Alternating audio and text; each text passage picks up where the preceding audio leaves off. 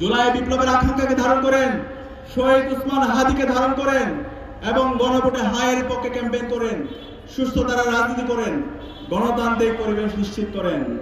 এই ধরনের রাজনীতি যদি বিনির্মাণ হয়, এর মাধ্যমে যারাই বিজয় হয়ে আসবে, আমরা বাংলাদেশের ছাত্ররা, নাগরিকরা আপনাদের সাথে থাকবো।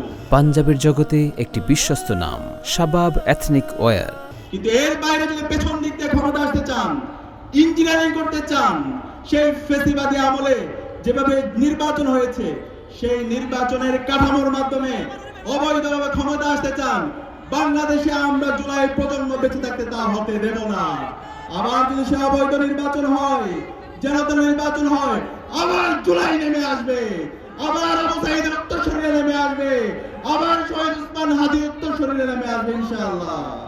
আমি সবাইকে অনুরোধ করবো, আমাদের সবাইকে সজাগ থাকতে হবে। আমরা কি সজাগ থাকবো ইনশাআল্লাহ?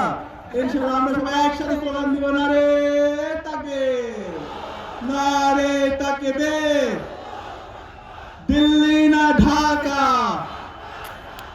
তোমার দেশ আমার দেশ, বাংলাদেশ বাংলাদেশ, গোলামি না আজাদি, ভারত না বাংলাদেশ, বাংলাদেশ বাংলাদেশ, হাতে সিল দিন, নিরাপদ বাংলাদেশ বুঝে নিন, হাতে সিল দিন, নিরাপদ বাংলাদেশ বুঝে নিন।